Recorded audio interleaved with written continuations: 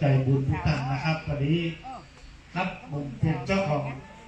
ที่นี่เกิดที่นี่นะครับเนาะพอจะรู้ประวัติความเป็นมาของถ้ำต่างๆในดอยลูกนี้นะครับมันจะยาวไปถึงปูนนะครับมันจะอยู่3 ม่อนนะครับม่อนที่1ก็มีถ้ำอยู่ถ้ำม่อนที่2คือตรงนี้ที่เรายืนอยู่นี้นะครับและกับม่อนที่3อยู่ตรงปูนนะครับมันจะมีถ้ำทะลุกันไปจุดปูนเลยนะครับ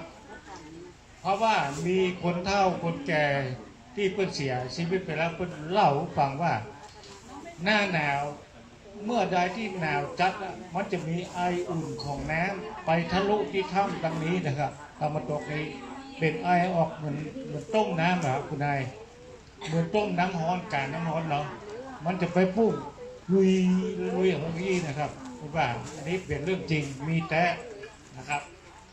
แล้วก็ทีนี้ถ้ำเสือ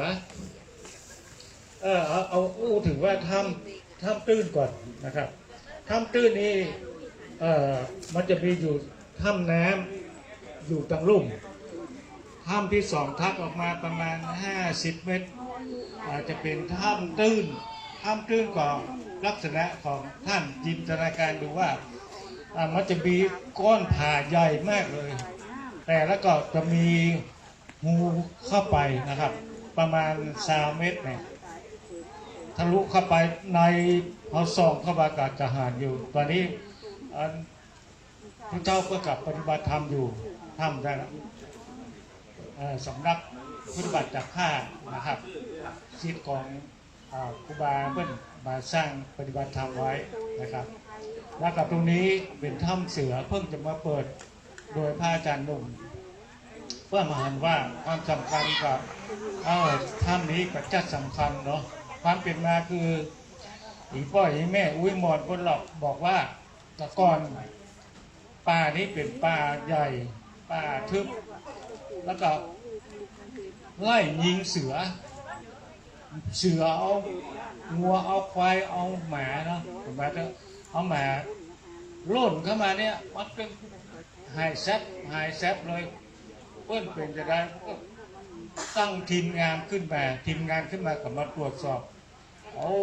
เป็นว่าเนี่ยถ้ำตรงนี้ครับมีกระดูกงัวกระดูกควายกระดูกหมามันมากินตรงนี้นะครับเลยเป็นที่อยู่ของเสือได้จะเป็นเพื่อท้องว่าเสือแพ้วเนาะคำเมืองคนรุ่นใหม่ได้จะบอกจักเนาะเสือโคร่งนี่บอกมีเพื่อว่าเสือแพ้วตีนหมากินซัด4 ตีนอันน้อยๆนะถ้ามันกาบล้วนเข้าถ้ำนี้ถือว่าหายแซ่บนะครับเนาะเพราะว่าเสือแพ้วนักที่สุดเลยเพราะว่าหน้าขัวเป็นสั่งโรคสองหลัง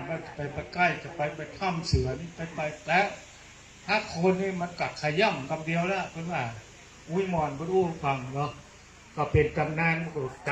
ำรัดจนถึงประเดียวนะครับจำได้ว่าสาเหตุที่เป็นตั้งชื่อว่าถ้ำเสือคือความเปลี่ยนแปลงมันเป็นที่